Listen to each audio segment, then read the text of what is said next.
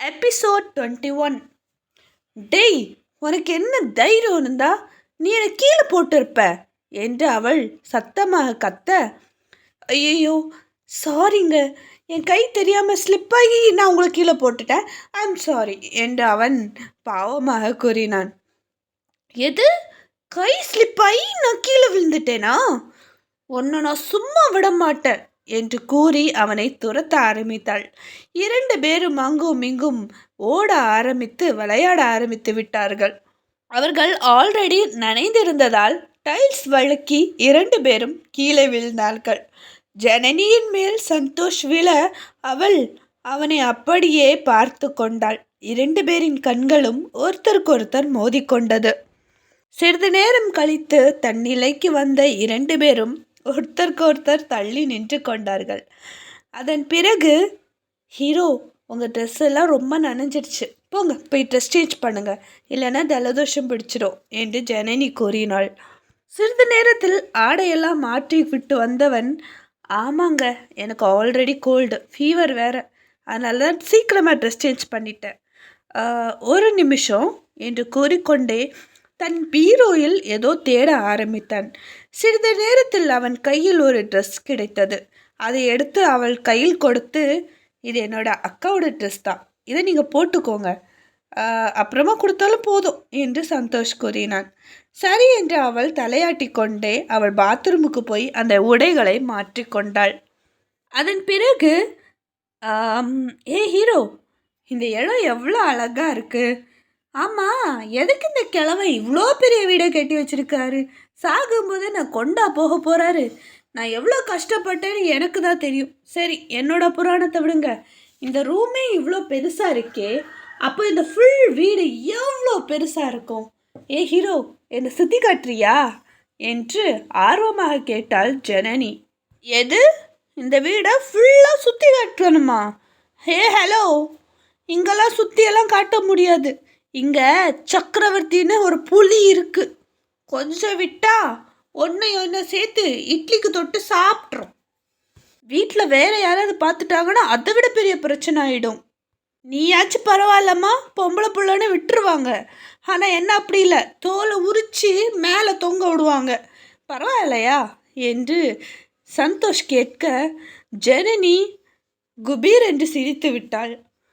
என்ன, நான் சொல்கிறத பார்த்து உனக்கு காமெடியாக இருக்கா என்று அவன் கேட்க, ஆமாம் ஹீரோ, நீங்கள் காமெடி பண்ணுறீங்க போங்க, அதை விடுங்க.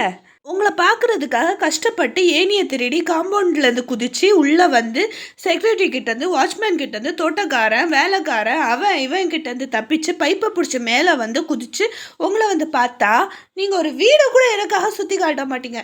நான் எவ்வளோ ரிஸ்க் எடுத்திருக்கேன்னு தெரியும்ல உங்களுக்கு? உங்களுக்கெல்லாம் கொஞ்சம் கூட மனசாட்சி இல்லை. இந்த பணக்காரங்களே இப்படி தான் என்று ஜனனி மூச்சு விடாமல் கூற, அம்மா தாயே, தயவு செஞ்சும் புராணத்தை மறுபடியும் ஆரம்பிச்சாதுவார். நானம்மா உன்னை சொன்னேன், ஏனியை திருடி காம்பவுண்டில் போட்டு உள்ளே குதிச்சு அவங்க இவங்கிட்ட தப்பிச்சு உள்ளவா. ஐயோ, உன்னை போலேயே நானும் பேச ஆரம்பிச்சிட்டேன். சரி, நீ எதுக்கு என்ன பார்க்கணும்? அம்மா, உனக்கு என்ன தெரியுமா? நம்ம ஒரே ஒரு வாட்டி கோயிலை சந்தித்தோம், தெரியாமல் இடிச்சுக்கிட்டோம், சாரி சொன்னால் முடிஞ்சு போச்சுல்ல. எதுக்காக என்ன நீ தேடி வந்த? யார் நீ முதல்ல என்று சந்தோஷ் கேட்டான். ஓ, செவனேன்னு போயிட்டு இருந்த பொண்ணு மேலே இடிப்பீங்க, சாரி கேட்டால் எல்லாம் முடிஞ்சிடும். அப்புறம் உங்களுக்காக கஷ்டப்பட்டு நாங்கள் ஏனியை திருடி காம்பவுண்ட் குதிச்சு ஏறி அவன்கிட்ட தப்பிச்சு பைப்பை பிடிச்சி மேலே வந்து உங்களை பார்க்கலான்னு பார்த்தா ஒரே ஒரு ரிக்வெஸ்ட், இந்த வீடை சுற்றி காட்டுங்க. அதுக்கு என்னையே யாருன்னு கேட்குறீங்கல்ல? ஃபைனலாக கேட்குறேன், உங்களால் இந்த வீடை சுற்றி காட்ட முடியுமா முடியாதா என்று ஜனனி கேட்க, முடியாது என்று சந்தோஷ் ஒரே வார்த்தையில் முடித்தான். முடியாதுன்னா பரவாயில்ல, நானே இந்த இடத்த தனியாக சுற்றி பார்த்துக்கிறேன், ஓகேவா மிஸ்டர் சந்தோஷ் என்று ஜனனி கேட்க, அம்மா தாயே, உன்னை இந்த வீட்டில் யாராவது பார்த்தா ரொம்ப பெரிய பிரச்சனை ஆகிடும், தயவு செஞ்சு நீ வந்த வழியே போயிடு என்று சந்தோஷ் எச்சரித்தான். உடனே அவள் சிரித்து கொண்டே, எங்களுக்கு பிரச்சனை எல்லாம் அர்ச்சனை செய்கிற மாதிரி, ஹல்வா சாப்பிட்ற மாதிரி எல்லாம் ரெடி பண்ணிடுவோம் எப்படி என்று கூறிக்கொண்டே அவள் அங்கிருந்து செல்ல அவள் கையை பிடித்து இழுத்தவன், இங்க பாரு ஜனனி, விளையாடாத. உன்னை மட்டும் இங்க யாராவது பார்த்துட்டா பிரச்சனை ரொம்ப பெருசாயிடும். அது மட்டும் இல்லை, நீ நினைக்கிற பையன் நான் கிடையாது, புரியுதா? அது மட்டும் இல்லை, இங்கே இருக்க எல்லாருமே என்னை ரெஸ்பெக்ட் பண்ணுறாங்க. ஒன்னால என் ரெஸ்பெக்ட் போயிடும். தயவு செஞ்சு இங்கேருந்து போயிடு, நீ வந்த வழியே போயிடு என்று அவன் கூறினான். நீ சொன்னது எதுவுமே என் காது கேட்காது. நான் இப்போ போக தான் போகிறேன். முடிஞ்சா என்ன பிடிச்சிக்கோ என்று கூறிக்கொண்டே சென்றவளை மறுபடியும் கையை பிடித்து இழுத்து ஒரு இடத்தில் நிற்க வைத்தவன், ஆடா வாடா நீ ஓவரா நடிச்சிட்டு இருக்க என்று கூறி அவரையும் சேர்த்து இழுத்து கொண்டு சென்றாள் ஜனனி. அப்போது அவன், ஏய் இந்த வழியை எதுக்கு போற, இங்க தான் சக்கரவர்த்தி தாத்தா இருப்பாரு என்று அவன் கூற, ஓ அப்படியா, அப்ப அவருக்கு ஒரு ஹாய் சொல்லிடலாம் என்று கூறி அவள் அந்த பக்கமாகவே இழுத்து சென்றாள். மறுபுறம் சந்தோஷின் அம்மா சத்யா கிச்சனில் பயங்கரமாக வேலை செய்து கொண்டிருந்தாள். இதை கவனித்த சாந்தி என்ற ஒரு வேலைக்காரி அவளிடம் சென்று, ஐயோ அம்மா, நீங்க என்னம்மா இந்த வேலையெல்லாம் பண்ணிக்கிட்டு இருக்கீங்க? உங்களுக்கு ஏதாவது வேணும்னா என்கிட்ட சொல்ல வேண்டியதானே, நானே உங்களுக்கு பண்ணி தந்திருப்பேனே, நீங்க எதுக்கு கிச்சனுக்கு வந்தீங்க என்று அவள் கேட்க, இங்க பாரு சாந்தி, ஒரே இடத்துல இருக்க எனக்கு ரொம்ப போர் அடிக்குது. நான் இது வரைக்கும் இப்படி ஒரே இடத்துல இருந்ததே கிடையாது. எங்கள் வீட்டில் பம்புற மாதிரி சுற்றி சுற்றி வேலை செய்வேன். ஆனால் இப்போ ஒரே இடத்துல இருக்க எனக்கு ஒரு மாதிரியாக இருக்குது. அதனால தான் கிச்சனுக்கு வந்துட்டேன். அது மட்டும் இல்லாமல் இன்றைக்கி தேவி அக்கா வராங்க. அவங்களுக்கு பிடிச்ச எல்லா சமையலையும் நான் செய்ய போகிறேன். அது மட்டும் இல்லாமல் சாதம்லாம் வச்சுட்டு அதுக்கப்புறமா குழம்பு சாம்பார் பண்ணணும், ரசம் பண்ணிட்டேன். அப்புறம் தேவி அக்காவுக்கு ரொம்ப பிடிச்ச நெய்யும் தயாராகவே இருக்குது. அதுக்கப்புறமா அவங்களுக்கு ரொம்ப பிடிச்ச கேரட் அல்வா, பீன்ஸ் பொரியல், அப்புறம் அப்பளம் எல்லாமே நான் பொரிச்சிட்டேன். சிக்கன் கூட நான் சமைச்சிட்டேன். அவங்களுக்கு சிக்கன் ஃப்ரை பிடிக்கும், அதுவும் நான் பண்ணிட்டேன். இனி கொஞ்சம் ஸ்வீட் பண்ண வேண்டிய வேலை மட்டும்தான் இருக்குமா, அதை நானே பார்த்துக்கிறேன் என்று கூறினாள். என்னம்மா நீங்கள் இதெல்லாம் எவ்வளோ சீக்கிரமாக பண்ணியிருக்கீங்க?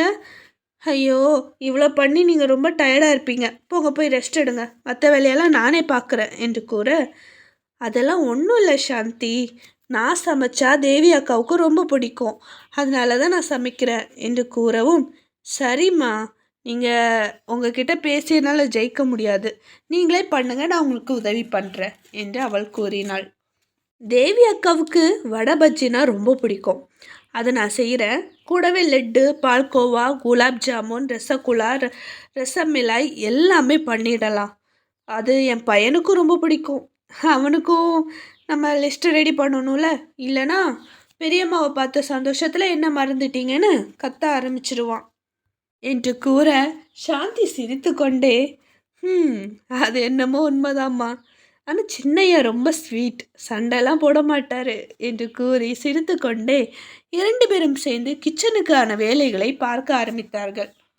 மறுபுறம் சந்தோஷ் என்ன சொல்கிறான் என்று கூட கேட்காமல், அட வாங்க ஹீரோ என்று இழுத்து கொண்டே போனாள்.